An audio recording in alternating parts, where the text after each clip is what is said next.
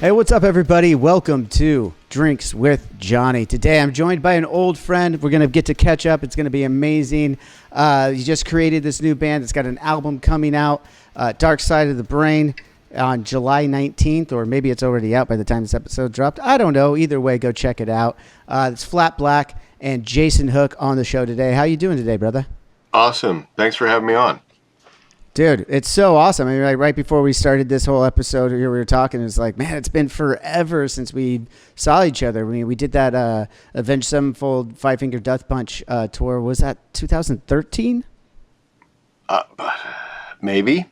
I'm glad you don't remember exactly either, because that makes me feel better about it. You know, you say, like, you know, you run into old friends. You're like, oh, yeah, that last time we saw each other was, 2012. And the guy's like, no, dude, that was like 2009. You're like, oh, you feel like the asshole. But now I feel okay because you also don't remember exactly what. Well, you know how it goes. After a while, there's so much of it that it just becomes one big blur, Absolutely. But it was in the earlier years. I remember that. But and that was a really fun tour.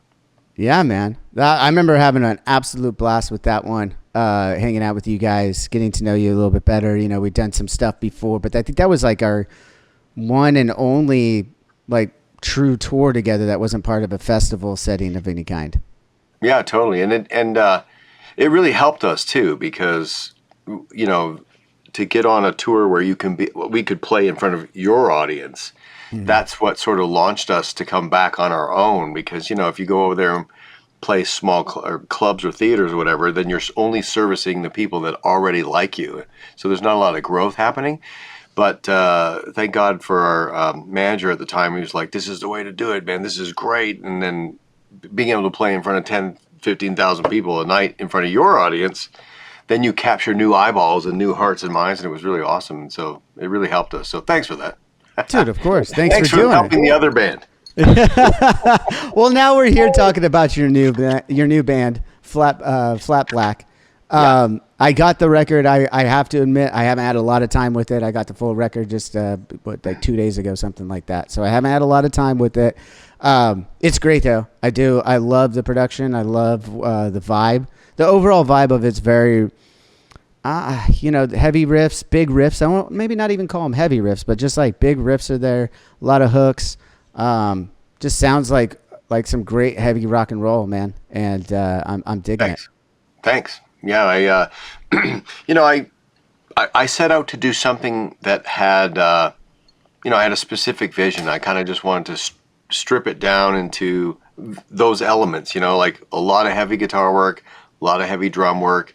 It's all live. It's all live and real drums, and then just make sure that the songs were, in my opinion, at least, catchy or memorable or juicy enough for people to want to hear them twice, Right. And definitely, there's definitely a lot of tracks on there that I wanted to go back to. I mean, one of them is like the second track on the record. I'm going to be terrible with the names again because I haven't had a lot of time with it.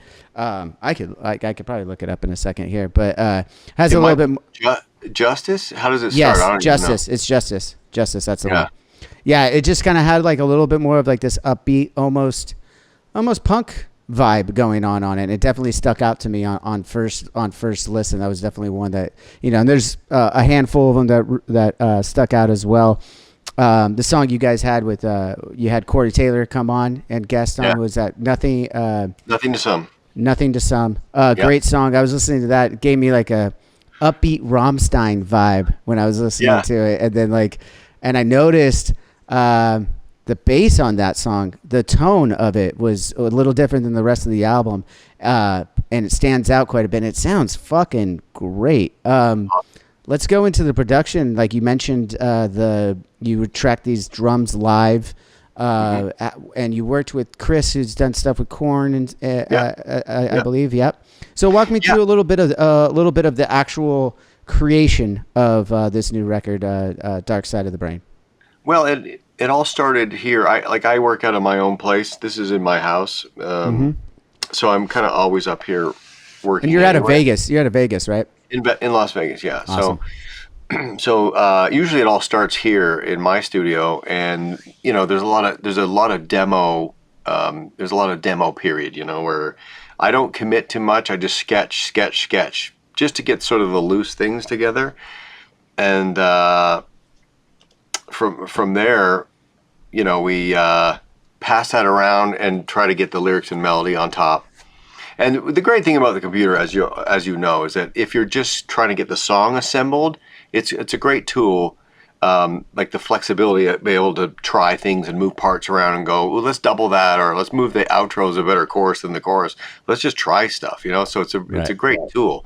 And but I'm not set up well here to do live drums. This is a home studio. I have an electronic kit over there. You can't see it, which is great as far as having my drummer come in and I can use his parts instead of sitting there programming. Mm-hmm. But I was adamant about trying to keep it organic and keep things real and have people playing parts and all that stuff. So once we had the outline of the songs, we booked a couple weeks at the studio here in town, the Hideout, and captured a bunch of drums, even more than what's on the record. There was about 30 or 35 songs in the batch for the record. So we recorded all the drums over there, got all those songs, and then started to do some overdrive. I'm set up here to do guitars and bass pretty much at the house here. So. You could hear when the drums are live recording these days. It's pretty obvious. We put it next to some certain records, and they could be sampled and everything like that. Not knocking it, just difference of sound, difference of opinion. But then having that studio at your house, I mean, these days you can get those guitar, you know, the great guitar sounds, the great bass sounds from a home studio. I mean, yours is more extensive than most, I can already tell. What kind of system are you running for guitars and bass in that studio? I mean, let's say you're going to start something for, you know, what are you going to bring up to just get a basic start on something that there? I mean, the truth is, if I'm just sitting here messing around with ideas, I use mostly plugins. I mean, that's the truth, right? Yeah. Because my wife doesn't need to be blasted out for me to be sketching. Right. Anyway, but the way the studio's built, so there's a breakout panel. All the cabling is in the walls. Nice. So they ran breakout boxes to every room upstairs, the garage, you know, so I can through the whole house. Yeah. Fuck yeah. And let me tell you, it was overkill. You know, what we think is great on paper doesn't exactly end up being the most practical. But there's a couple other rooms upstairs here that where I can mic up my cabinets and do all that thing. So when it comes time to recording guitars, I use a combination of my old Marshalls for a lot of the lead work, and most of the rhythm stuff is a product of these EVH heads. Okay. And for the bass, it's an Ampeg.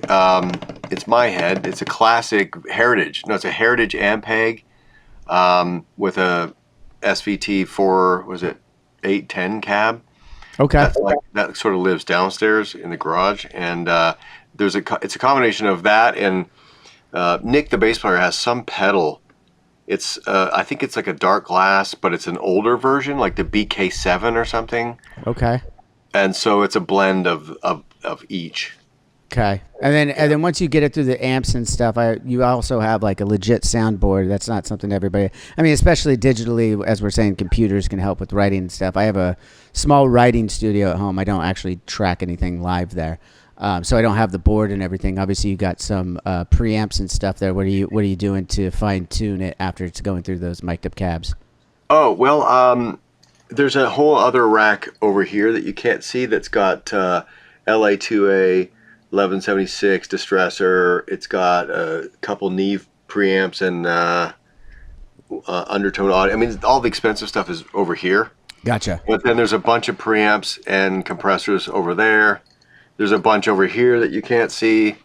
And that's not a Neve console, though, right? Negative.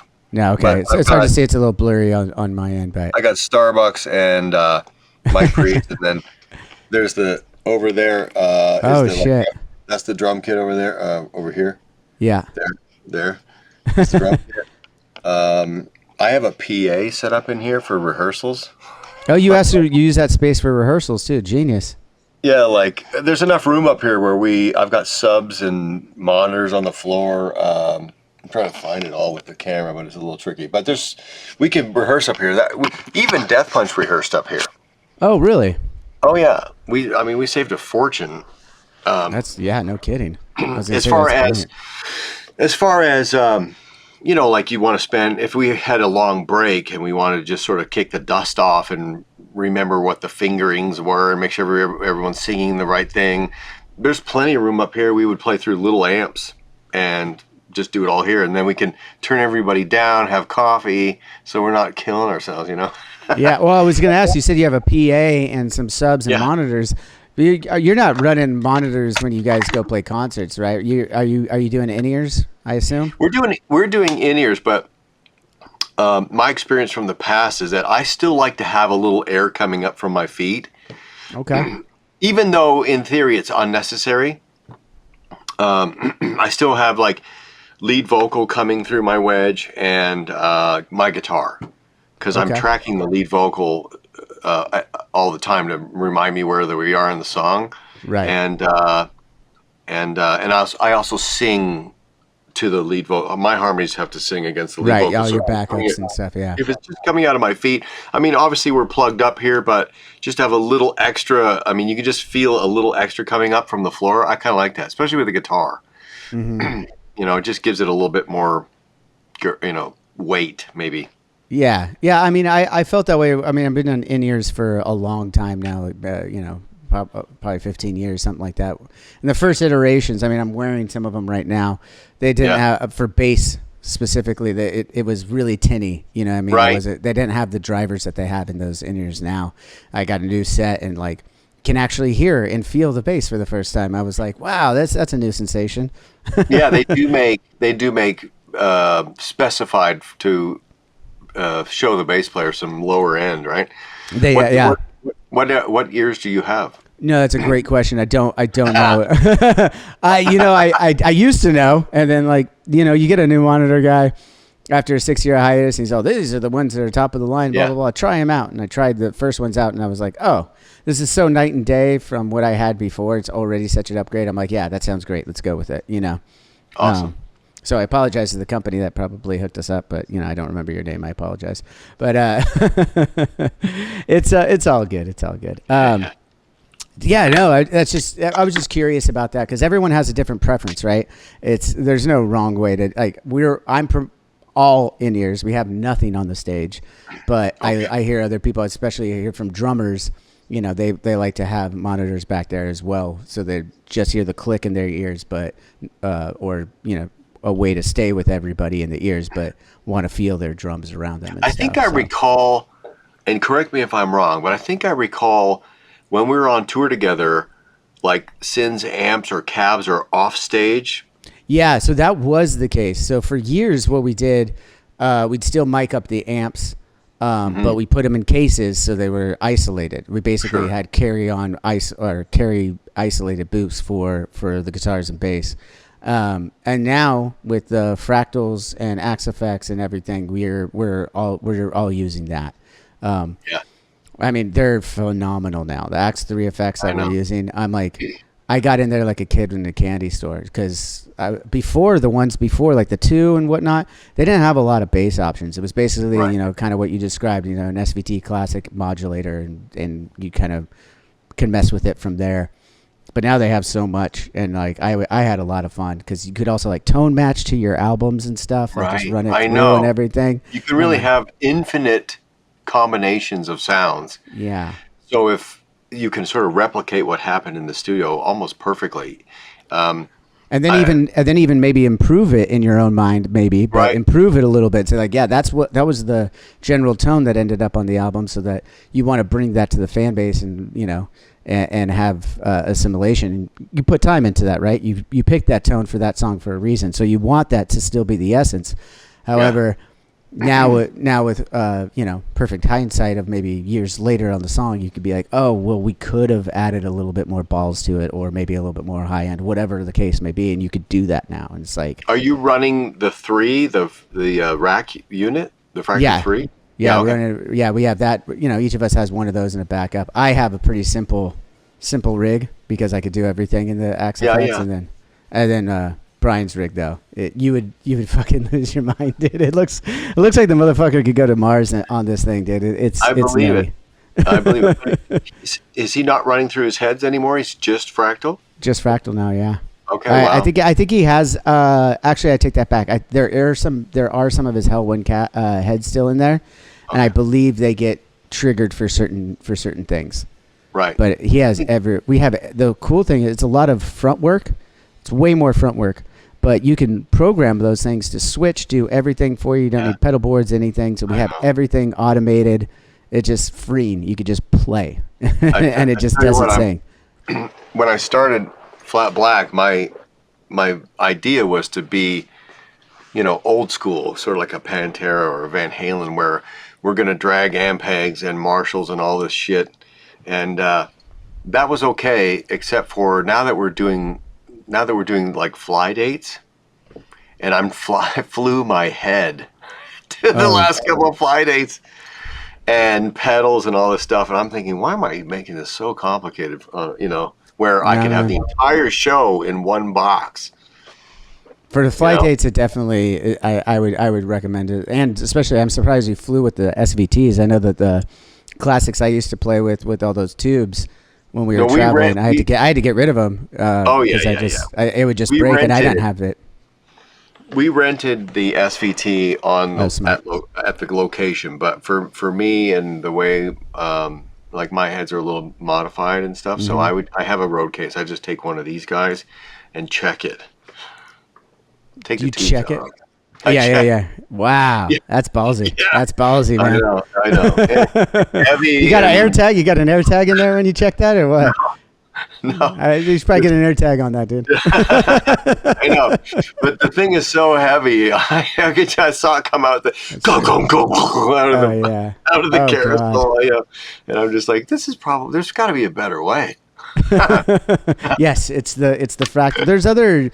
I hear other people using different companies too. I mean, it's no longer one, and there's no longer a monopoly on that. There's some things to be said for some of the other companies. We like the Axe FX Fractal units. That's what we use. I do too. I have all of the versions, and I find that the Fractal does replicate. There was one time where I can't remember. It was years ago. I was in a dressing room in the venue somewhere, and the opening band was up there sound checking. And I came running out of the dressing room up on the stage. What are you playing through? It sounds incredible. I'm expecting to have some vintage boutique head or something. Oh, it's an Axe FX, man. I'm like, fuck. Okay, well, I can't even tell the difference. Well, I mean, truth be told, those things sound so good. There's things that you mess with them when you're demoing or creating the song, and you put it down on the demo, and then you go into the studio and you try to maybe emulate it or make it better. A lot of times you're like, well, now we've got all the real shit. It's all at our disposal, especially working with Evil Joe Barisi, who has every fucking pedal that's ever been made at his disposal. And you can, you usually shoot it out and see if you could get it better than that Axe. And truth be told, a few times we're like, no, that sounds better from the Axe FX. Like with all this gear, like that still sounds better. Let's use that. One thing I do like about the boxes is that if you're playing like it's something really percussive and fast, the response time is right there. Yes, because it's just a guitar going through the box to the computer. Whereas if you're trying to replicate that with a head, well, first of all, you have to have the right head that will respond to those articulations. But then it has to go from the guitar to the amp to the cab to the mic pre back. So it's harder to just physics, right? It's harder to get the some of that really tight stuff, Absolutely. And this has been a Tech Talk with Jason and Johnny. Tech Talk, yes. Yeah. How to lose viewers by Jason. It's okay. There was an ad there somewhere on the podcast and YouTube, and they skipped that, so it's all good. No, I find it very interesting because, like I said earlier, it's just. It's opinion, it's art. It's an extension of the art, getting those tones and everything, and it's a fun part of it too. I mean, obviously, if you have a studio, I assume you're one of the guys that likes to toil over it, not to no end, like keep revising tones and stuff and playing with different stuff. And that's a fun part of it, right? Yes. It's always been about music for me. When we started to have some success with the prior band, I never went out and bought dumb shit. I didn't like sports cars or all that crap. I just treated myself to a tool. This is a tool. I can actually build stuff up here, right, and learn how to do it and experiment with things. So for me, that's really, it's the only thing that's, playing guitar has saved my life. My entire life, it has saved my life. Wow. So I figured, build yourself a tool, and with tools you can create and build new things, and that's what got me here. So worked out well, and I do enjoy it. Not as much these days because I've just done so much.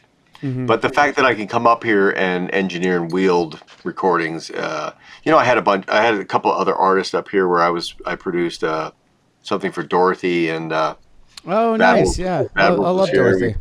Yeah, we did. I've had, when I was off for the 3 years, I was experimenting with working with other artists, and it was good to have the facility to have them over, So yeah, absolutely. Yeah, it's just got to be nice to have that space for sure, and like you said, have the tools at your disposal. A lot of times, people might be listening to this and think, you lean into it too much, but it's, as long as you look at all this technology that we're talking about as tools to expand your creativity, right? It's only helping. It's not inhibiting. And I know that can be hard for some people to wrap their heads around because the average person hears, oh, they're doing everything on a computer, it's going to sound digital and sound like shit. It's like, no, that's not even kind of the case anymore. Or if it ever was, it's like, this is a tool. It's helping us get to different places from up here to the sound that you get to hear. You know what I mean? It's just added tools.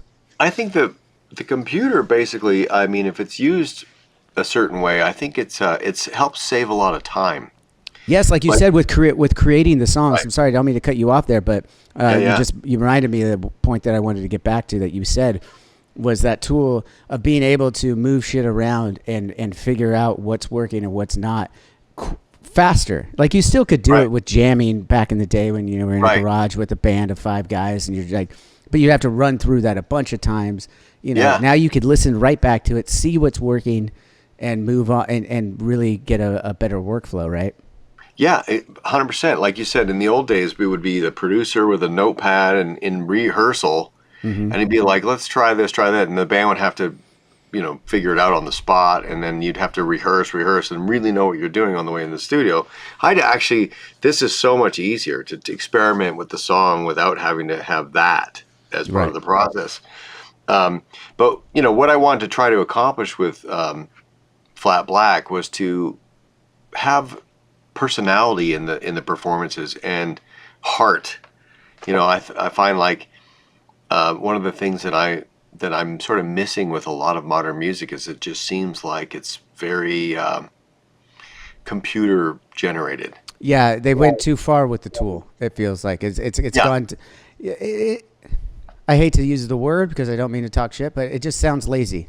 It sounds like you rested too far on the Pro Tools and the computers or whatever, Logic, whatever you're using. I know that Pro Tools is ancient now to people, but like whatever it is that you're using, that program, you're leaning on the tools that are within it to make everything sampled perfectly, everything like that. There's times and places for that. I agree with in music, but when everything is like that and it just sounds like the conveyor belt and everyone's seemingly getting the almost identical fucking tones together from those places. It's like, yeah, that's a great tone and it has its place, but it doesn't need to be for everybody in every song. You know what I mean? Yeah. Well, it feels slightly neutered. Yes.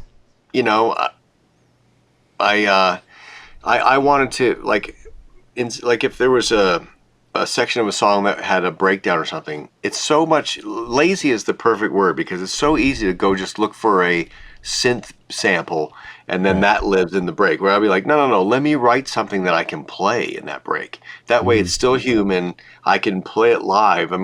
My worst nightmare is standing on stage with nothing to do while the computer plays a verse or something. You could get used to that, though. Trust me, you could get used to that.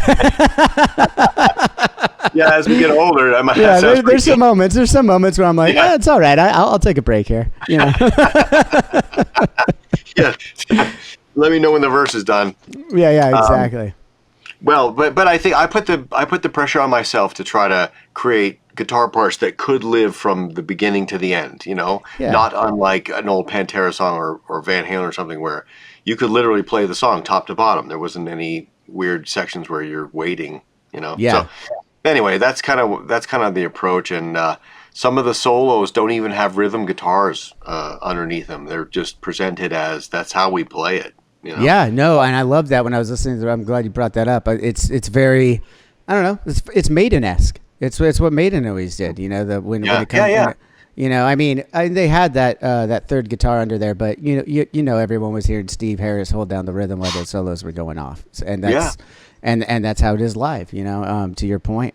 Pantera as well. Pantera, they did it on every live performance. It was Rex holding it down, Right. But if there's magic there, it can work. I don't think I wanted to try it. It's very, I'm a one guitar player band in Flat Black, so I kind of wanted to push some of those things into the record and see, because you don't really hear that.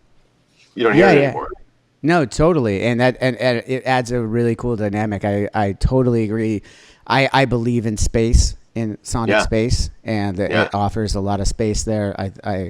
It allows the listener who's going to listen more than once to dive into what everybody's doing a little bit and how it's making the magic come together.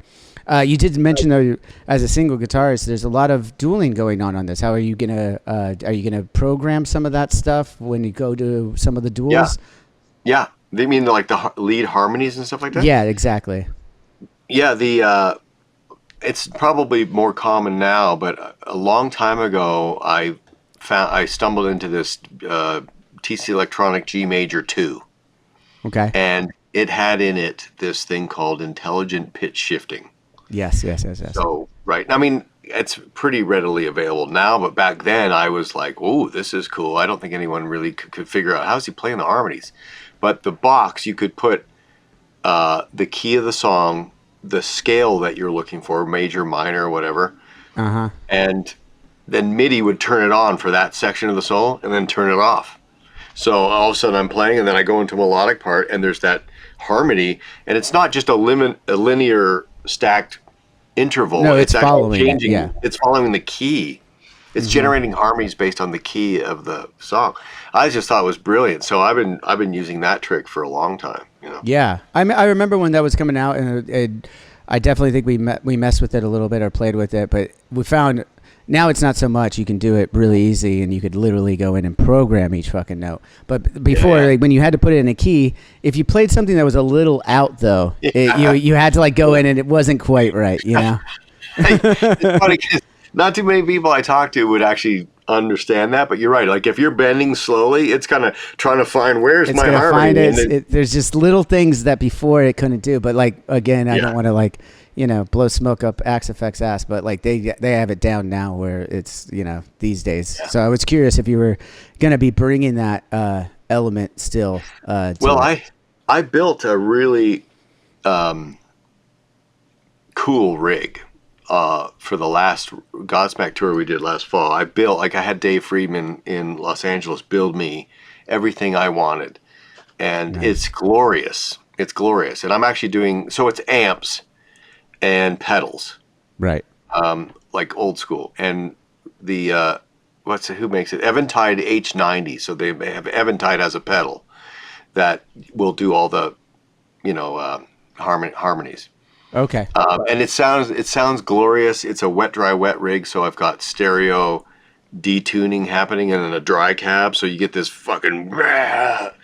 It's glorious. Awesome. Yeah, dude, that sounds great. Can't take it on an airplane though.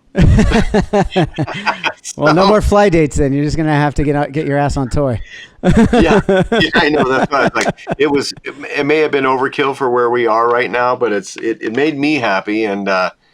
But it's it's big cases and the whole thing. So I don't know where it's going, but I love it.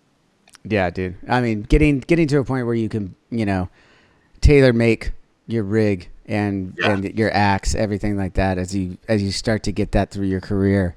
It comes in pieces, right? It's not like all of a sudden you got to do that. This is your first time. You went from buying it at Guitar Center, then you got this. It's like there's been an evolution to this process, but at each step when you get something that's like you got to tailor make, God, it's such a great feeling.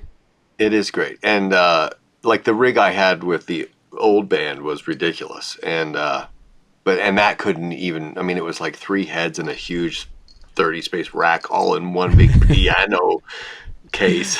Oh shit! Man, it's just like, yeah, and but it's too big, it's too much, so I had him build something brand new. But you're right, it's the one thing I sort of treat myself to, because I've been playing for so long that I just have to get. That's the one part that I still really enjoy. So I want it to be right, no matter what it costs or how inconvenient it might be. So that's how I roll it. Yeah. Yeah. And you just mentioned, you've been playing guitar for a long time. That's what's, saved your life on many occasions, and you still want to play guitar. I mean, you mentioned you had 3 years off where you were seeing if you wanted to do more, sit in the producer's role, but obviously you've come back and want to play with Flat Black. Take me through real quick. You got 3 other guys in the band with you, or is it 4 other guys? I'm sorry. 3 other guys. 3 other guys. I did the math correctly when I looked at the picture. I could count. So you got 3 other guys in the band. Walk me through how each of them was picked. I mean, this is your baby, I assume, for the most part, at least at the very beginning. You're going out and you're recruiting these guys. Tell me a little bit about each and how they came into, and what you loved about them and what you're learning to hate about them. Well, that's funny. It's a band, come on, man. You love and hate. It's a family. It's how it goes. It's really, this is a very different interview. Talking to somebody who is successful and in a band is very different than just a journalist. You know what I mean? Well, thank you. That was the idea all these years ago when I started doing this thing. So I appreciate that. It's fun though. I like this. Well, we're still very much in the honeymoon phase. How long that'll last, I'm not sure, but we haven't been crammed together for enough time for us to have problems. Yeah. And big and small, by the way. I don't mean to cut you off again, but I have to let everyone know. I mean big and small problems. I mean most of the time it's small problems. We're not talking about the big shit. Yeah, like little problem, like who ate the last cheese slice? God damn it! I was really looking forward to that fucking panini press this afternoon. I started by myself. I started working on music and stuff, and was playing it for my inner circle. And they were like, what about, are you going to make this a band? I didn't know what I was going to do. At one point I was thinking about maybe going in the direction of like a Mick Gordon and just doing like gamer music, cool. Which I thought would be really fun and easy. But I just know that if I wanted to get sort of back in the game, that has a limited audience, and I wanted to put a band together. So the first thing I always do when I'm putting a band together is look for the drummer. I need a drummer. That's that relationship between the guitar player and the drummer. Especially in our genre. Yeah, especially in our genre. It's a big part of my process. Not unlike Vinny and Dime or Alex Van Halen, Eddie Van Halen, and Brian and the Rev. I'm sure, like there's a thing that you need as your sounding board. So I found this guy, Rob Pierce. He was playing in a punk band in Los Angeles, and he likes to play everything at like 250 BPM. So I'm like that's my guy. Yeah. You can always slow them down, but the people that are not used to that, it's hard to speed them up. Right. That's a fair point. And he's excellent. And so the two of us started building the band together, and then we slowly, one at a time, we found the bass player, I guess, next. This guy, Nick Diltz, who was playing in a metal band called All Hail the Yeti, also in Los Angeles. And then finding the singer, that took the longest. It was a couple-year process of just reaching out to people. I would be at the gym or whatever, I'd hear a song on Spotify or whatever, Sirius XM, and I would take a screenshot, go home, figure out who's singing, who is it, reach out, send them a cold call email, hey, it's me, I'm doing something, are you interested, blah, blah, blah. And then, what I found a lot of the times is whatever you're hearing on the radio or Spotify, and then you hear it in person, it's like radically, shockingly different. Yeah, it definitely can be. Yeah, right. So but that was a bit heartbreaking and very frustrating, because the singer can be the make or break element. And if you don't get it right to some capacity, then it could screw the whole thing up. So it took a couple years, but I eventually stumbled on a friend of mine who was working with Falling in Reverse, called me up and said, are you still looking for a singer? Because there's this guy he was playing bass. My singer was playing bass in Falling in Reverse for a short period of time. And she's like, but he's got a hell of a voice. I'm like, okay. So when he was over here and I was started working with him, I'm like, that's the guy.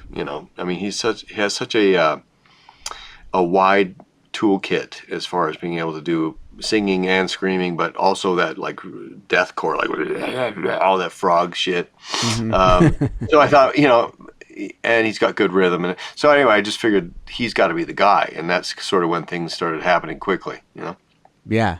And so how did you meet him? You just brought him over to the house from LA? Yeah. Okay.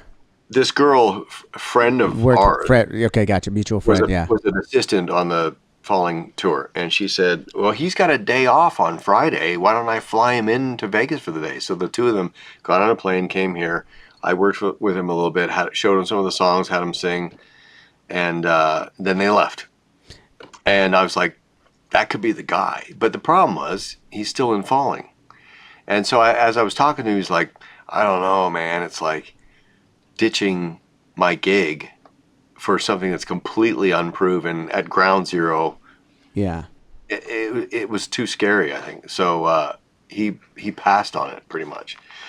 But then a little bit later down the road, I found out that he was no longer with that situation. So then I called him immediately and said, well, how about now? You're persistent. I like it. Yeah. Well, you found your guy. I mean, and you wanted, and you knew that was what you wanted. I mean, that's great. And now you got to have it. My question on that, when you have him come over and sing on stuff, do you demo out a lot of these vocals, at least the melodies, and have him kind of emulate it? Or are you like, here's the riff, here's what here's the key, here's what I'm thinking, what would you do here? How was that process? Some of the songs were completed. Some of the songs were only completed up to the first chorus. I was, for the first year or so, I was working with friends of mine like Corey Taylor, where he'd be like, send me what you got and I'll help you until you find your guy. So we had songs, I had been writing songs with other songwriters, and that's what got us the first sort of small batch. And then when Rex came on board, he added his thing and we changed some lyrics and then we wrote some new stuff. And so, it was just part of the process of building something from scratch when it was just me by myself. So I love collaborating with people. I prefer it actually. So, and there are people out there that are really good at that part of the job, My specialty is more about the music and the arrangement and the production. And so I was writing with different people, and that's sort of where a few of those songs had come from. Gotcha. Yeah, I was curious on that because like you said, you're starting this from ground zero. You're writing it all by yourself, and then you start piecing together the band. Once you realize this is a band, this music deserves a band. This is what I want to do. I want to go out tour with that. I want to put together the band. Then, as you said, you had the building blocks. What's the writing process for this album? For the Dark Side of the Brain. I almost wanted to say Dark Side of the Moon every time there. But, I know. Dark Side of the Brain. More specifically, like the songs that we get to hear as the listener now. How did those songs come? Was there collaboration amongst the band, or is this still very much your songs with some added flavor? Yeah, no, it's a bit of both. I mean, I was adamant about wanting to make it a real band, where we're all interacting and we're all creating. And I think to to me, it reminds me of the old days, where you had to have a good band and everyone took care of their part, but it's just not always simply, somebody has to start the band, right? Somebody has to go, I'm starting a band, so it, by default, it kind of went through those stages, but moving forward, it's very much going to be a band effort. And I really wanted that too, I mean, I've checked off a lot of boxes of things that I wanted to accomplish, so it's not like my ego or anything like that where it's like, it's gotta be Jason show, I don't, that's not important to me. What's important to me is that everyone's feels creatively fulfilled and that we all have fun together making some rad shit, I mean, that's really the only thing I have left is sort of that, Yeah. It's kind of going back to the basics, it's kind of bringing it back to what we started, what a lot of us did when we picked up the guitars, the basses for the first time, the drums, whatever the case may be. You pick it up with your buddies in middle school or whatever and try to jam together. And it's the greatest feeling ever because you're actually making music together for the first time. That's you want to try and keep that in your career as much as possible, I think. And it's awesome that you're able to do that with this one. I wanted to try to bring that back. I feel like it has become sort of a nameless and faceless genre where we don't know. Like, it's not like, it's kind of like, in the old days, the public would have their favorite band member, and gravitate like maybe like a Motley Crue almost, where it's like I love Nicky, or you have Tommy, and everyone's sort of a standout person. Not unlike your band, where like everyone is a strong presence. It's not just about one dude and a bunch of no names, I kind of wanted to try to see if I could create that again. Yeah. And to do that, you have to have everyone sort of doing what they do in their role so that you can continue to repeat it.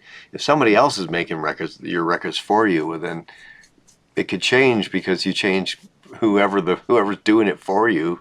Yeah, over time, absolutely. Right? If it's coming from us, well, then there should be some consistency. Absolutely, yeah.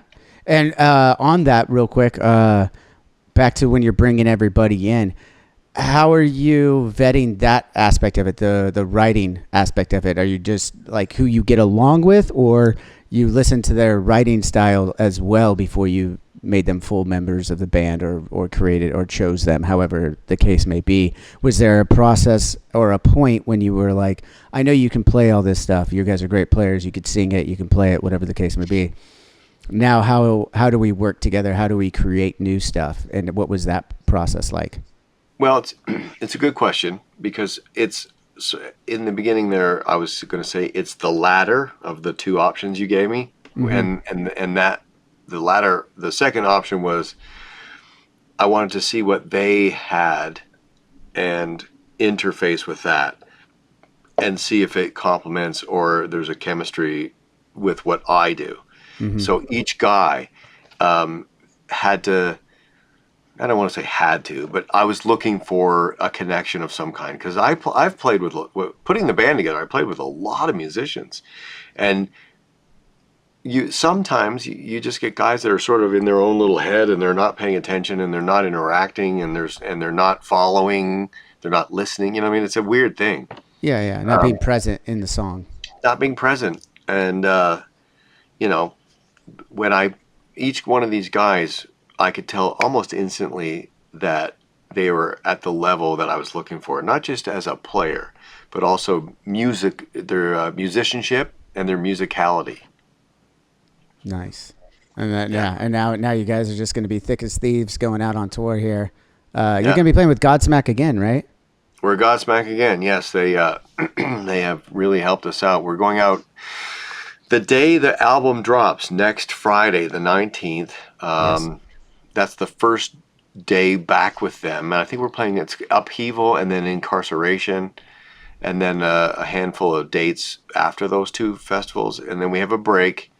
And then we start up with Godsmack again in September and go all the way through to November. So, I can't emphasize how blessed we feel to have a big band sort of go, come play in front of our audience in arenas, I didn't know if I was ever going to play an arena again, It's like, it's tough. It's not tough easy on- to get there. It's not easy No. to get there. It's a long road, and I mean, I still thank my lucky stars. I get to do what I love for a living, and play in Oh, yeah. arenas and stuff. And Yeah. I mean, if you walk away from it at a point, you don't know if that's coming back. Absolutely. I mean, you don't even know if you're going to be really playing, and what capacity that's going to be. Maybe it becomes, the weekend warrior shit at the local bar. You really don't know. 100%. I've seen many people walk away and that's it. They put something together, it's soft, it's like whatever. But I've studied others, what other people have done and what they've gone through, and what I see as maybe some mistakes that have been made, or what the people that did manage to make it happen. Like, I really study. I go, okay, so if I'm going to take a shot at this, I have a snapshot of what it should look like and what it should sound like. And, good, in my opinion, good songs will always prevail. And Yes. so you can't race through the records.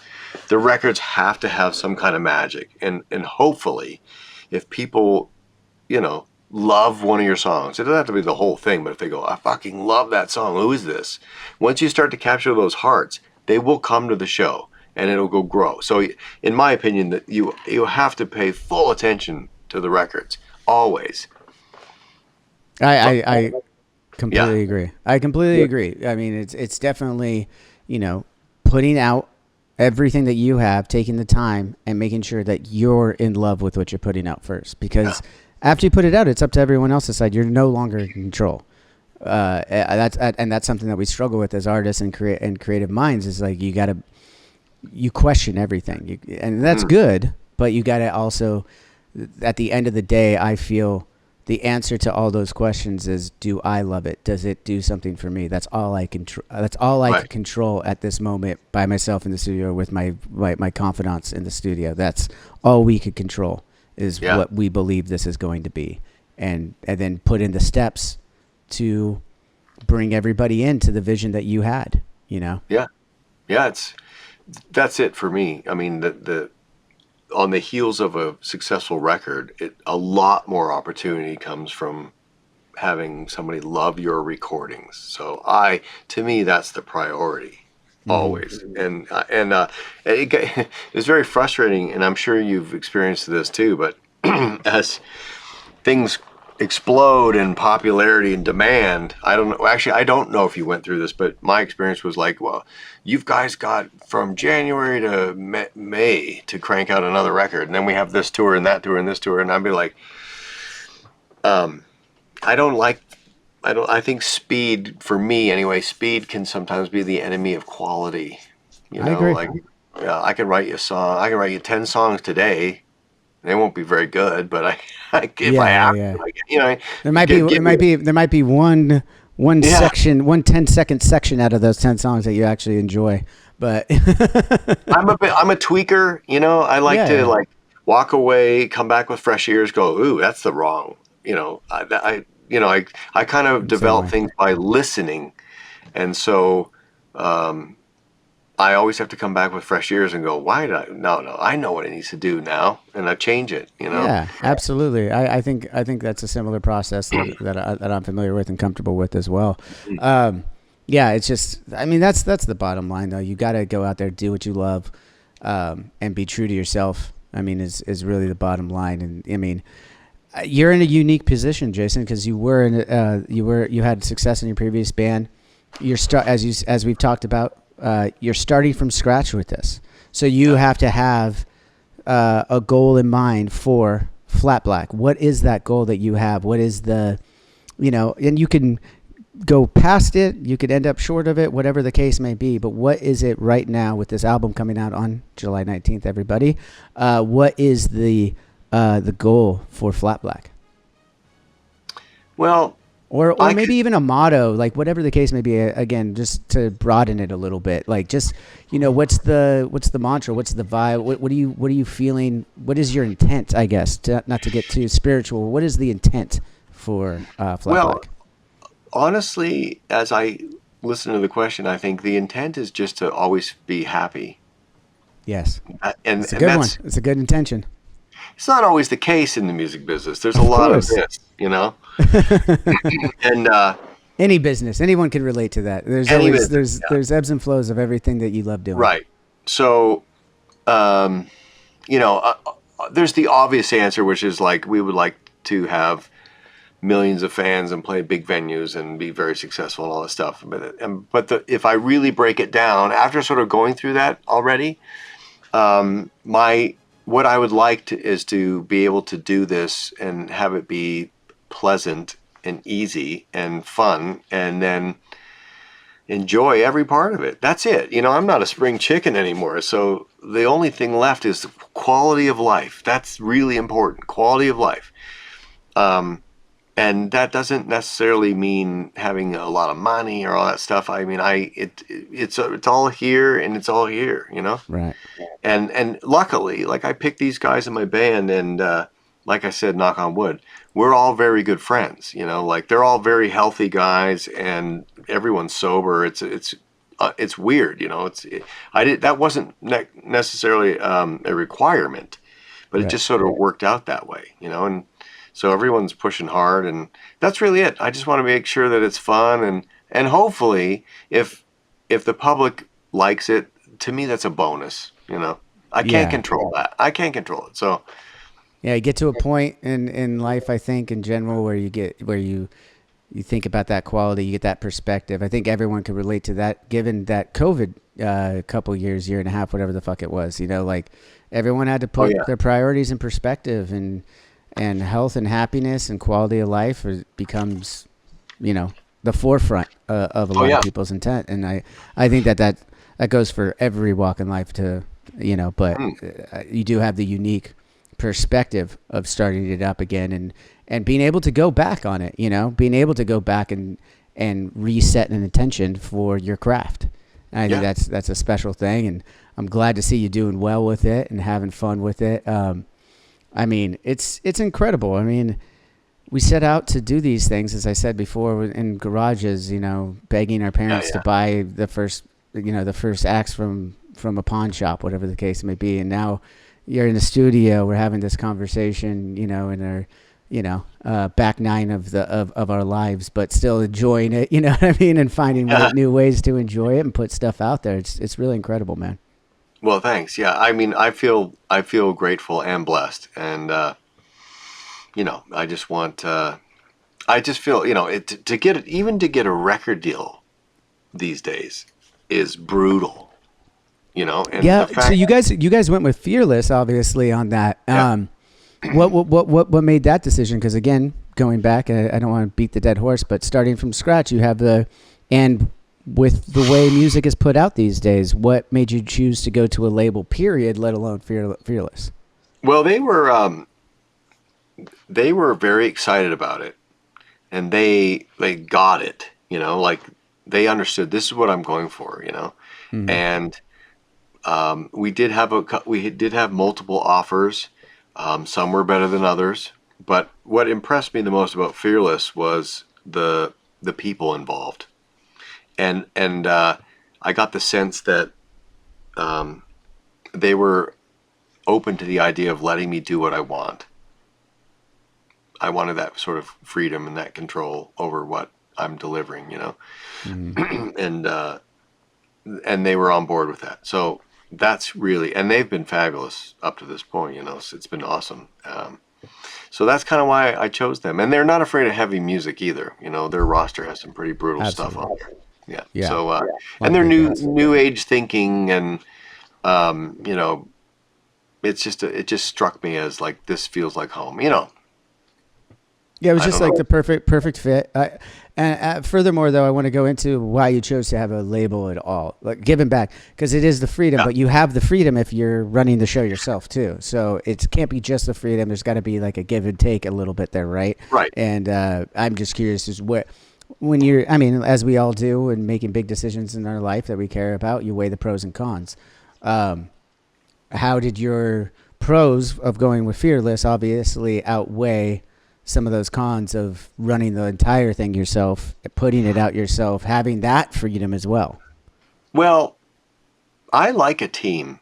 I've been part of a big multi-department machine before. Mm-hmm. And once you've seen that, you're like, it's not realistic that yes, you can make a record at home and you can upload it to your own Spotify and boom, you're in business. But it's a business based on relationships.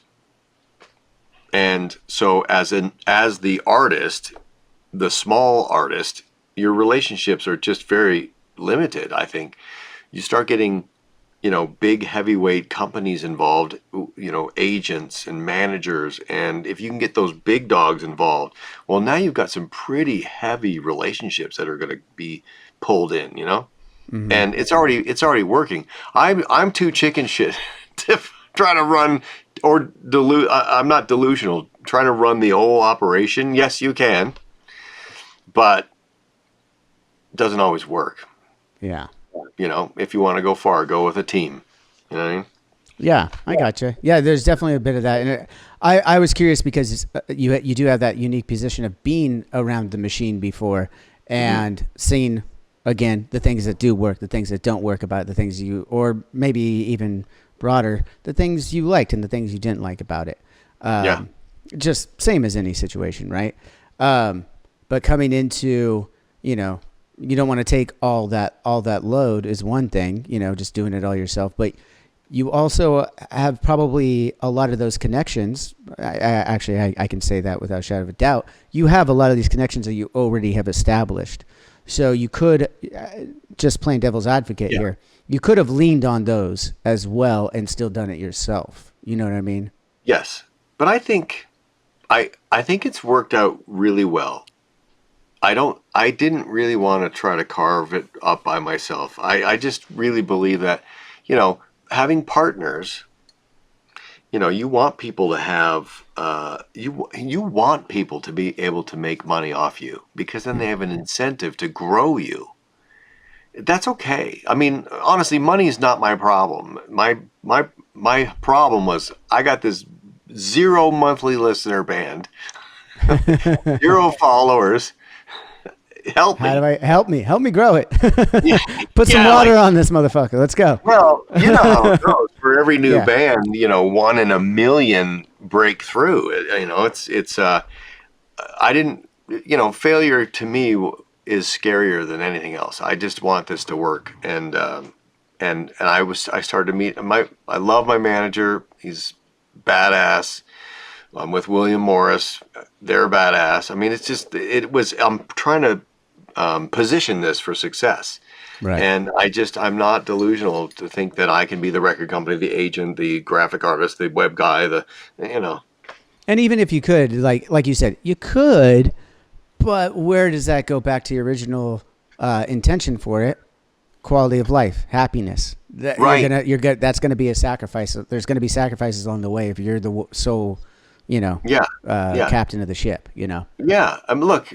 Yeah, exactly. I like working with other people. I like that I have a day manager where I can call them up every morning. How are we doing? What do you need from me? What do we got on deck today? Did you get back to the merch people? Blah, blah, blah, blah, blah. I like all that. Yeah.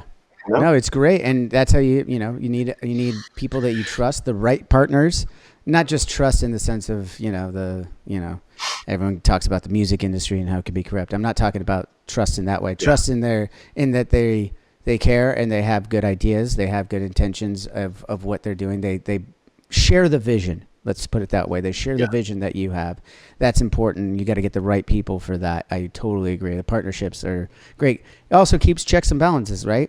If you're running the show all the time and you got no one else to tell you, hey, and this goes back to how you break through, the importance of a good song, a good collection of songs, a good vision, an execution of all that.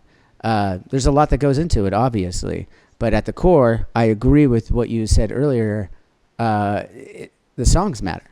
The songwriting, everything. That's what you really start with and almost end with at the beginning and end. It's, do you have the songs to back up, and do you have a vision that is being cultivated, being grown? Is it being worked on, or is it just, an idea? There's a difference of an idea and a vision, right? Oh yeah. Oh yeah. A lot of people have ideas. we all got ideas. Not everyone's got a vision, right? Well, and there's also execution too. That's, I think, where a lot of ideas die, is that right. Everyone can go, wouldn't it be great if, but to execute, that severs like 85% of all people right there, because a lot of people are afraid to execute, or don't have the work ethic to try to execute, and follow through execution. That's everything, and patience. I find patience seems to be a tough one for a lot of people, especially these days.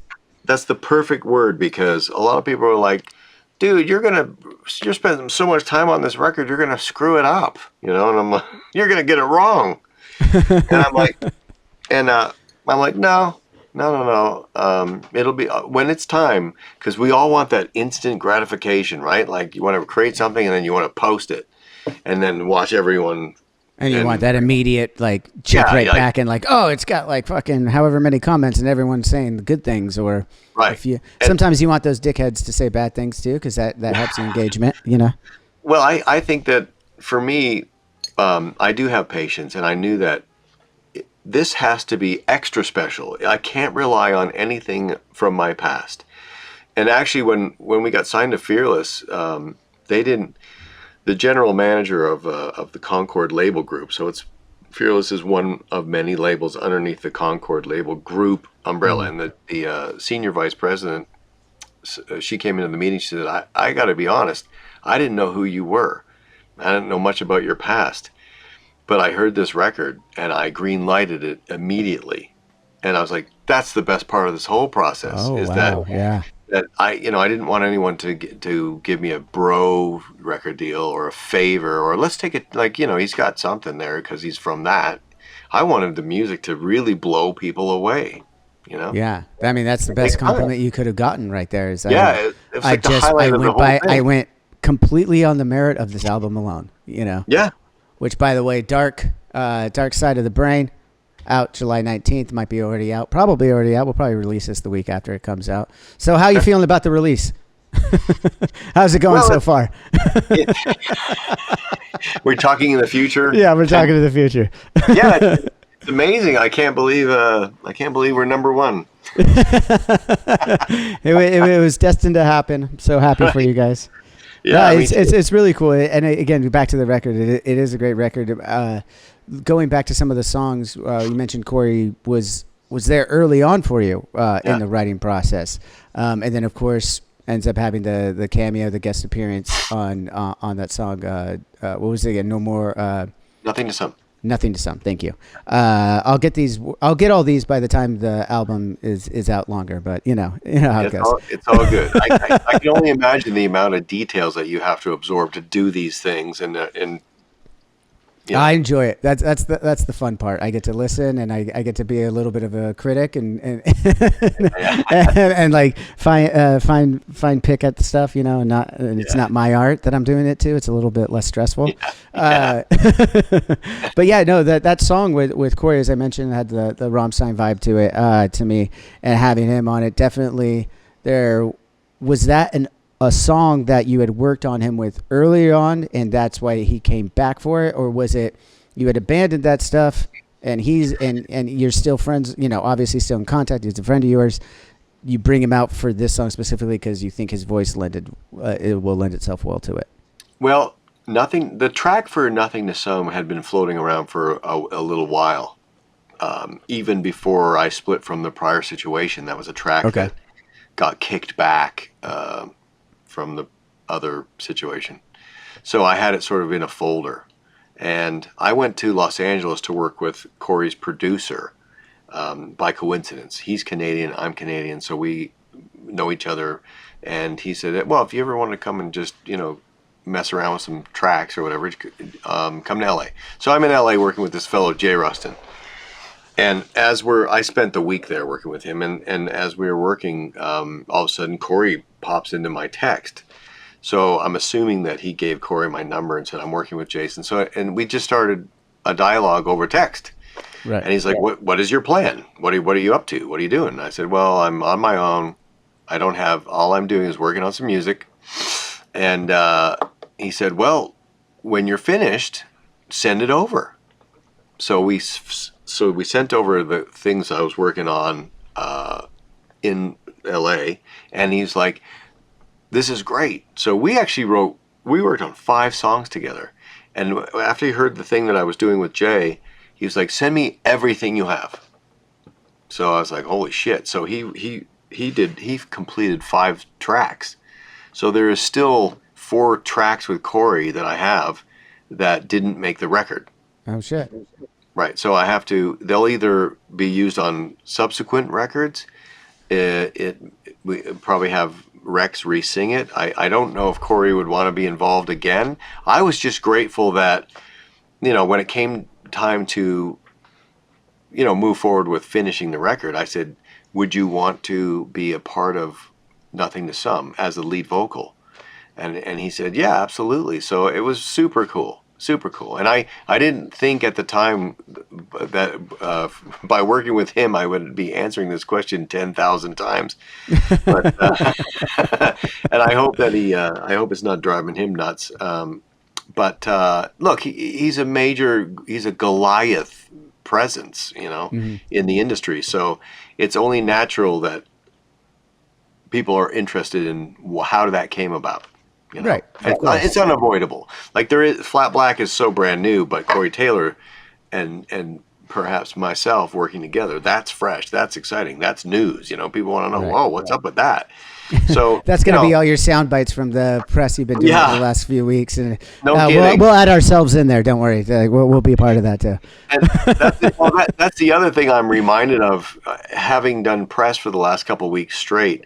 I'm reminded is like, I'll talk about Flat Black for 60 minutes or 90 minutes, and the one thing I say about the prior situation, that ends up being the headline of the... Every time. Yeah. Every time. And and you understand why. I mean, I being on both sides of it now, I get both perspectives, right? Because it's like, yes, you answer the same fucking question. You end up getting, especially with something that's just starting out, you're going to get a lot of the same questions when you're doing these things, and it gets monotonous. I totally understand it, and I get fucking bored. The interviewers generally get bored, especially when you're doing these ones where they have an editor and a company to answer to. They have what they're trying to do is to get the clicks, trying to get the views, because that drives the revenue. Follow the money, age-old saying for a reason. But it is. You also have to understand that is the part that may expand what you're trying to do, right? So there's that part. You're so in tune with the way things work. No one else says this stuff, because I was actually on the phone with my manager going, fuck, man, they did it again. That's the only thing in the headline is whatever I said about the prior situation. And he said, well, listen, I know it bugs you, and I know you're not, like, I've let go of all that stuff, so I don't want anyone to think that, well, he's still thinking about that, because I'm not. But manager said the exact same thing that you just said, was that, well, listen, it actually might not be too bad, because if they put something that's somewhat seemingly juicy in the headline, then they'll most likely want to go hear the interview, read the interview, whatever. Where if they're just talking about your axe effects or whatever, that's going to be our clip out. It'll be next to all the other ones, and everyone's going to click the one that says, "Oh, you said about Five Finger," and like, it'll be like, no. Let's click on the one about axe effects for sure. Yeah, right. So it's interesting. It's interesting that you touched on that, because that's exactly what was told to me by my advisors, is that, like, it might not necessarily be a bad thing, especially because you're trying to get people interested in the new thing, and this is how it works, Yeah. And I mean, again, I understand both sides of it, because, dude, I don't want to answer the same fucking questions. I don't even to be honest, I don't even do other press that much anymore, because it's generally, I'm like, I speak quite freely here on my show. I can control my own narrative now. That's the whole point, is you get to control your own narrative. And I do want to bring that to our guests too. You control the narrative. I know what you want to talk about, but if there's anything you want to bring up, this is your show for the day. I don't give a fuck. That's the whole point. Like, I don't, however you want to present your craft, your art, whatever it is you're doing to this audience, that's how we're going to do it. That's the bottom line, you know. And because I do appreciate that side. I mean, and there's always more meat on the bone. Of course, those are the headlines, but there's always more meat on the bone. That's why we do this stuff. That's why we have a conversation versus a 15-minute interview of tell me about this song. Tell me about, you know, why did you choose this artwork on the album? Yeah. You know, similar stuff. You know, where'd the band name come from? Those are always fun. Oh, I mean, those are always fun. Yeah. The interesting thing is, okay, so I didn't say anything to anyone for the greater part of 3 years. I really believe that you should build stuff in silence. Yes. You know, more often than not, keep a little mystique to it too. That way, right? Right. There's no point in drawing attention to something that isn't ready. Yes. And a lot of times, well, for me personally, I think that especially musicians, is they don't really want you to win. They're more concerned about what they're doing, and so they may offer criticism or opinions based on what you're, you know, doing to try to confuse you. I don't know, but I wanted to keep this in silence, you know. I didn't want to say anything to anyone. So when it came time to actually booking some press, I said, just lay it on. I'll do everything that you want. You won't hurt me. I'll do it all. Yeah. And now that we're about 2 or 3 weeks into it, I'm like, okay, I've explained which one of these are important. Which one of these are the bigger syndications that I need to do? I know these conversations, Jason. Yeah. Who do I got tomorrow? Yeah, we could skip that one. We'll come back to them when we're on tour later. We don't need to do it right now. Right. Well, and I've explained the band name, I don't know, 15, 16 times. I've explained how we found the guys, and I'm sure they could click. Everyone watching this right now can go click. It's a click away if they need to find that. It's out there for sure. But every time I deliver those questions, you have to do it with the same energy and the same excitement that you did the first 15 times. You know. So and when you don't, that's the one that you see online. I know. That's the one like, oh God, he seems so dismissive. This guy's a dick. Know. Dude, exactly. Every time, and no one and it's hard because you're like, yeah, I mean that's you know, your best impression is your first one, and that's the one everyone's going to remember. So that's on me. I knew talking to you would be fun because not only do we know each other from the past, but you're also operating at a level that none of these other people really are. So there's things that you know and that you have experienced that are that are similar, and then I knew the angles would be a little different. So it's. I appreciate. I'm really happy for you. The fucking podcast is crushing, dude. Dude, I really appreciate that. Yeah, wasn't going around for fucking smack on the ass, but I'll take it. You know. It's, yeah, good for you. It's awesome. Man, I appreciate it. Yeah, it's been a lot of fun to again get to pick artists like yourself brain right here on the show and give everyone a little insight, a little context to some of that stuff, like we just talked about. Those days when you're like everyone can understand him if you just explain it to them. It's like. Yeah. It's like these, you know, the audience isn't stupid. They're ignorant by the definition of the word because they haven't experienced those things. So I try to bring that angle to it to be like, hey guys, like, you see those interviews in the past where I look fucking nonchalant about it because it was like the 100th time that day that I answered that question, and I'm really sorry. I should have been better about it, but just like everybody, we have thresholds. You know what I mean? Right. Well, I also think that sometimes I will explain. People always ask me, the first thing they ask me, what happened with that band? Mm-hmm. And so now I just say, listen, my memories are fond. I have stored the good times. And I also tell them, quite frankly, every time I say anything about that, that's the only thing they put in the headline. So let's just skip it. Yeah. Let's go right to talking about the new band. And I think that's a nice and fair way to circumnavigate that, you know? However you want to do it, it should be the way that it's done. It's your life. That's my opinion about it. Yeah. Well, I really want people to learn about the new band. To me, that's obviously my priority. And so I don't want to.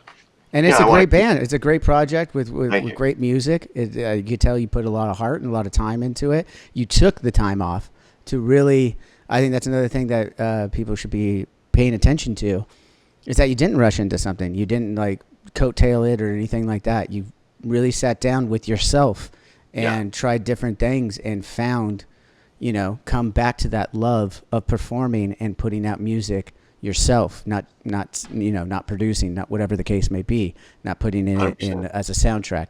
This is something that you realized through your own journey that you wanted to fucking do again. And that's commendable. It's amazing to me. It's inspiring. It's super cool. I mean, everything about it. Thank you. Yeah. Because I just knew that there are so many new bands now. It's like insane, because you can make records with low budgets and you can get them out there on the platforms and stuff. So I just think the competition is so fierce that if I expect to break in with my new band, I better put some time and like really carve it up so that there's something unique and special. I'm not saying that everyone's going to love it. I don't know. But I wanted personality in it, not like very much like your band. You can tell the guys that are doing their parts, like it has identity, it has personality, it's human, it has heart. It's raw. I mean, that's really what I was chasing. I wanted to stray away from what everyone else is doing. I kind of look at like, here's what the trend is. I would prefer to go this way. Yes. Yeah. And that's been a mantra for us for numerous occasions, numerous times in our career as we've evolved as human beings. And that's the other thing is we're all human beings too. And it worked. You change. Thankfully, we have the greatest fans in the fucking world because we throw them curveballs all the time and they roll with it. Or if they don't right away, they at least they know that it's that trust issue between listener and artist, You trust that I did everything in my power to make something that I feel is great. And now, and maybe you want to know why. If you disagree with me, maybe you want to know why I think it's great. Well, let's give it a few more listens and talk about it then, I remember jamming the stage back when we were on tour. We were jamming that record. There's one song that had like a French horn part in it. And I'm like, God bless these guys, dude. This is fucking rad. Sometimes we have a lot of fun together, I mean, that's the bottom line. As you know, like when you're in those writing sessions, and something comes up that just makes everyone laugh, you have that decision to make.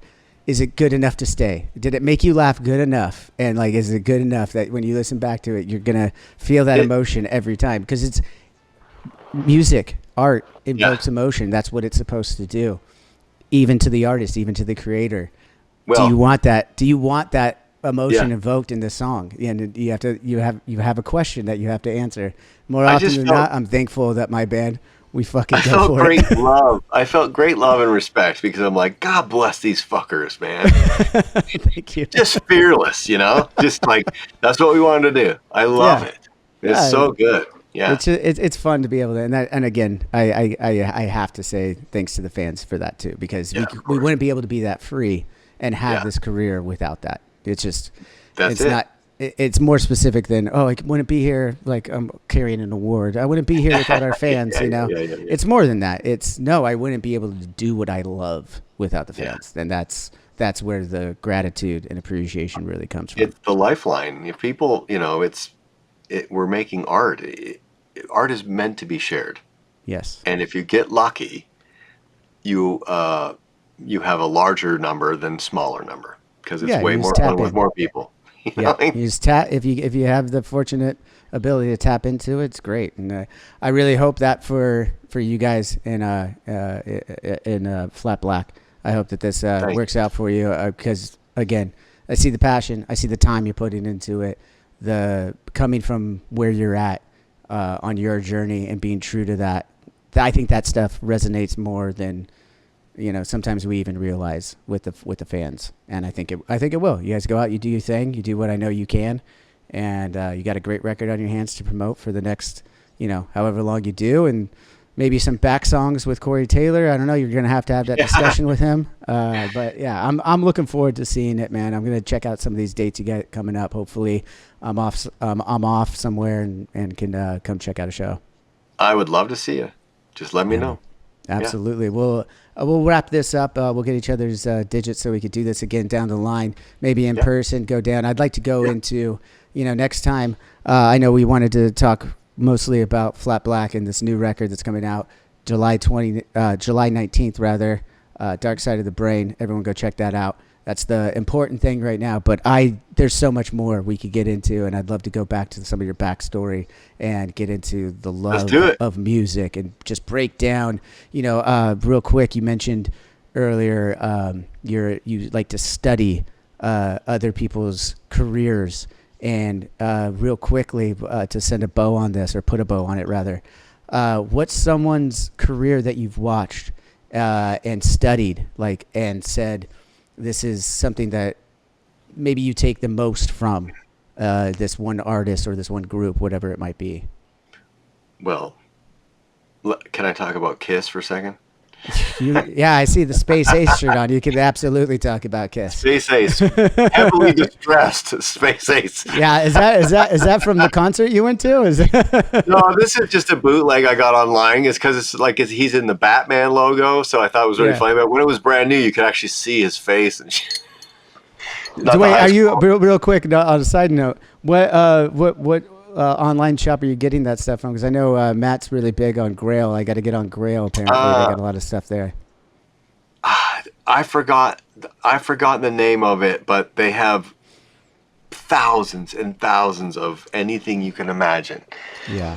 I remember I bought some older bands that nobody's ever heard of, but they had them. That was the point. Is that this? I'll have to when I find out, I'll let you know. But But I'm always trying to buy one-off kind of funky T-shirts of some kind. But it's funny. It's funny how we used to buy these shirts for $20 at T-Shirts Plus and Spencer's when we were kids, and now you're spending hundreds of dollars on the same shirt. Yeah. You're like, well, I'm a kid. I'm still a kid at heart. Let's go.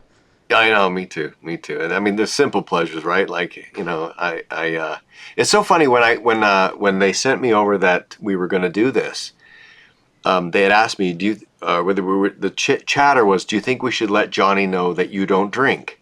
And I'm like, I don't know if it's really going to matter. I mean, if he gets sloshed, it'll be even more fun. Absolutely. I got, if you go back. I got my pink salt fucking hydration here, Dude, pink salt, that's the way to go. I like to stay hydrated too. You can't cramp up when you're playing this shit. I know. And then I get on with you, like, I don't drink anymore. I'm like, well, there you go. There wasn't even an issue. No, and it never was. I mean, early on when I was doing this, I was getting sloshed and and I had to take the reins back. People go back in the catalog and see where I clearly see when I was inebriated doing these shows, and I tapered it off quite a bit for a while, but then eventually I was just like, you know what, I'm just going. Weed has become my friend again. It wasn't my friend in my 20s. I've said this too much on this podcast, but it wasn't my friend in my 20s. It's come back to me. I'm good with marijuana. It helps me out in my life. It has good intentions. Yeah. Alcohol didn't have good intentions anymore, so it was just an easy decision. I'm with you on that. I mean, I used to call it red wine and disaster.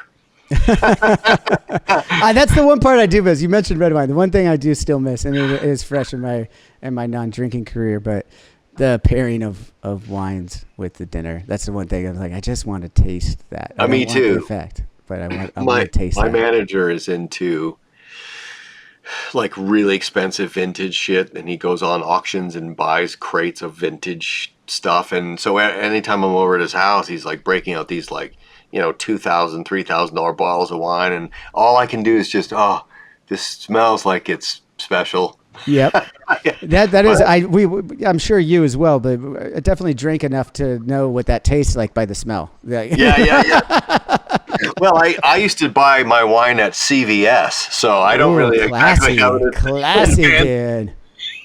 Little fucking Boone's Farm up in this house, dude. Yeah, I didn't exactly have an advanced palate, I like to think I've developed a palate. I took it as quite a bit of a hobby for many years of my life. But I digress off that. That's some stuff that we could get into next time we have you on. We'll get into some more of that fun shit. But I'll bring it back to KISS. You wanted to talk about KISS, or I was asking about some careers.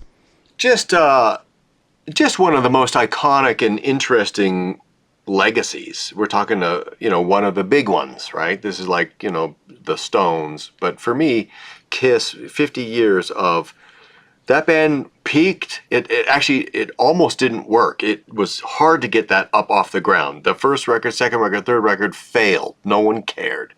So they released the live album, Alive 1, as almost like a goodbye, a souvenir. Fuck it. People are coming to shows. They're not buying the records. We're out of money. Record companies are out of money.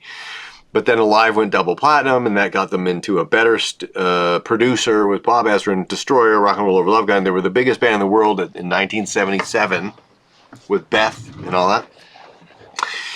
And then, poof, the whole thing collapsed into the early 80s with albums like The Elder and Creatures of the Night. They didn't know what to do. They took the makeup off, and there was a resurgence of them that got them through the 80s. Then Bon Jovi was the biggest thing in the world, and they were trying to follow in the footsteps of, we need to sort of be Bon Jovi.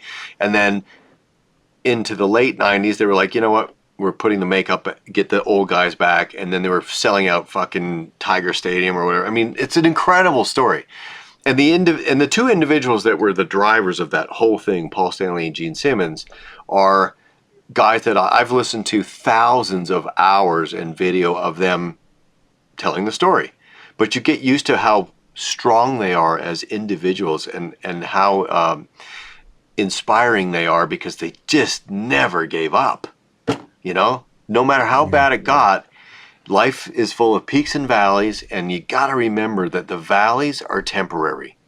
That's the big message. That even though you think the whole thing has collapsed, just keep digging and you'll find your way out. And so those two guys are sort of my intellectual work ethic heroes, Dude, I mean, that's great ones to emulate after. You're absolutely right. I will say to remind everyone that the ups are also can be fleeting. So, the ups and downs are everything is temporary, Jason. Everything is temporary. I know.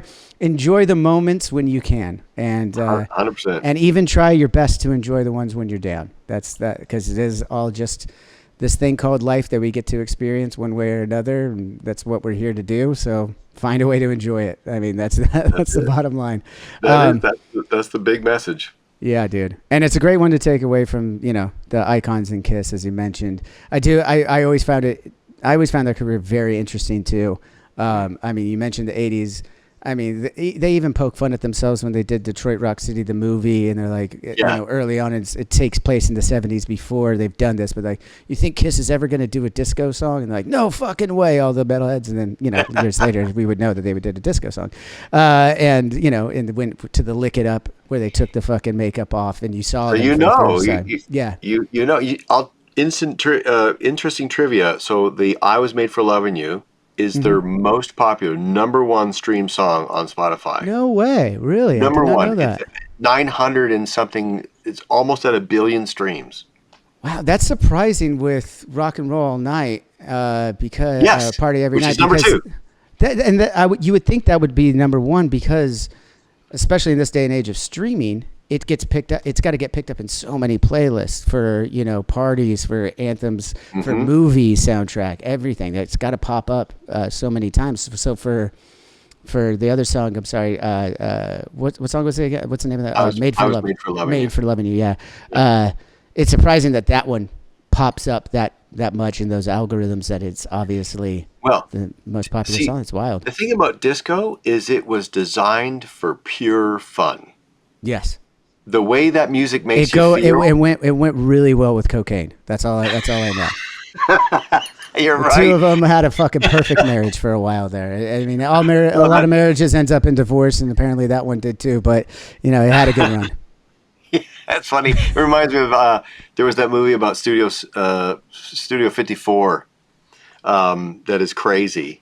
I think Mike Myers might be in it, but it's that Studio 54 was like the high-end VIP only celebrity packed disco club in New York City at the time, and it was impossible to get into. But it's basically disco and cocaine. It's the whole story. Which was the story of pop culture for a few years there, for sure. But I did find that interesting. It is a great career to follow, because they did. I mean, you could put Aerosmith in that too. I also find their career very interesting, because You could look at it one way, pessimistically, and say that they chase trends a little bit. Could call it what it is. It looked like, a couple of valleys, and then they got themselves out by chasing a couple of trends.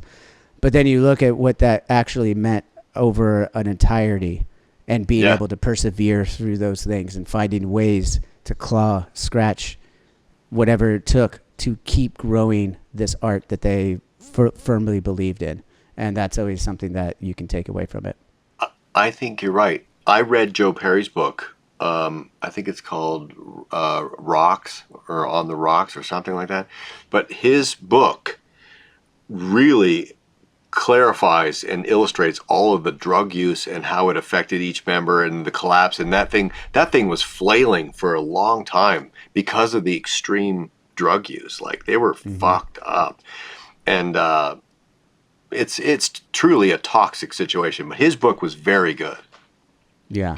I mean, yeah, and that's the other thing, the other factors that come along into a career. When you have a career that's spanning 50 years, I mean, even careers that span 15 to 20, whatever the case may be, life gets in the way, and you have to manage that too. That's the other thing. Is like you're not just, this is the only thing going on in your life. I know a lot of people may believe that, but there's a lot of, we still live normal lives for the, in the sense of there's still issues and things that need to be dealt with outside of the art that all go hand in hand. And I think that's. Did you ever see the making of Pump, their documentary on making that record? No, Pump? I haven't. Try to find it. I will, because I love that record. I love Pump. That's a great record. Huge record for them, right? But they've made a documentary of the making of Pump. It's probably on YouTube somewhere for free, but it gives you a real snapshot of how difficult the personalities are. Like, Steven is the taskmaster, and he has heavy hands in what the drummer's doing and everything. Like, you could see how he drove everyone nuts, But yeah, and that's interesting. I always love watching those documentaries. As for you'll attest to this too, is understanding what's happening in that room. And like how. You may not know exactly, but you have an idea of how it's affecting the situation is affecting every member in that room.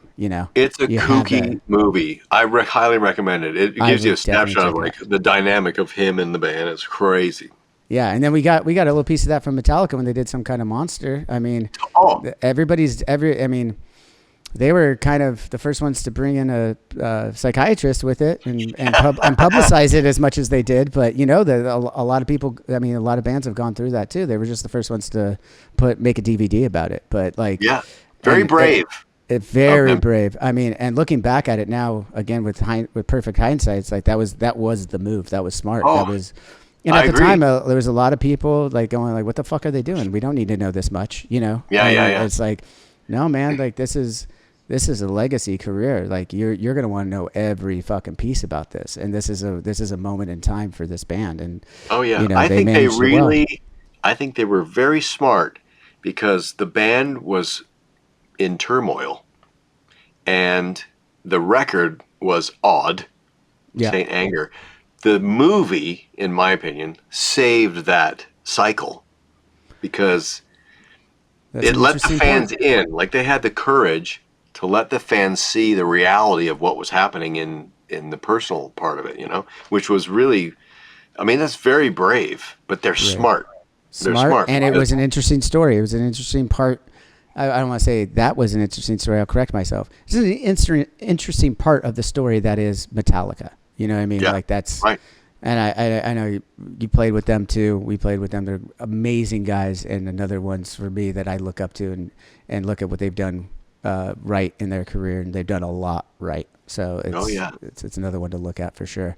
Again, man, I'm going to say goodbye like for the 10th time because we're still going. We're still going because we're having so much fun. I appreciate it. We will definitely keep in touch. I'm going to try and come out and see Flat Black. Album comes out on the 19th here, everybody. If it's not already out, if it is already out, make sure you checked it out and let us know right here how you're feeling about the new record and what shows you're going to go check out Jason and the rest of the guys at. Again, I'll have you back on. We could go for another like fucking day, I think, of just talking music and bullshit, and I absolutely love it. It's what we're all here for. I appreciate your time, man. enjoy the rest of your press. Hopefully they don't kill you and bum you out too much. Thank you, Johnny. I had a great time. Thank Talk you, soon. All right. Okay, bye. And everybody, till next time, as always, cheers.